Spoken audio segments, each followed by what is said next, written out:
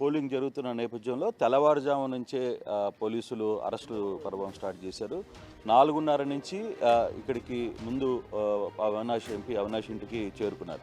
అయితే అవినాష్ ఇంటికి చేరుకున్న తర్వాత ఇక్కడ అవినాష్ని అరెస్ట్ చేసే నేపథ్యంలో కొంత గందరగోళమైన పరిస్థితులు అయితే చోటు చేసుకున్నాయి. ఇప్పుడు అవినాష్ ఇంట్లోకి పోలీసులు ప్రవేశించారు. వాళ్ళందరూ కూడా చూస్తే అవినాష్ చెప్పులు వేసుకుంటున్న సమయంలో కూడా చెప్పులు కూడా పక్కన వదిలేసి అవినాష్ని ఇక్కడి నుంచి వెళ్ళిపోవాల్సిన పరిస్థితి అయితే వచ్చింది. అవినాష్ చెప్పుల్ని లేకుండానే పోలీసులు ఇక్కడి నుంచి తీసుకువెళ్ళిపోయిన పరిస్థితి. ఇక్కడ ఉన్న టేబుల్స్ని వీటన్నిటిని కూడా పోలీసులు నెట్టేశారు. ఎక్కడికక్కడ వీటన్నిటిని కూడా ధ్వంసం చేసే ప్రయత్నం అయితే చేశారు.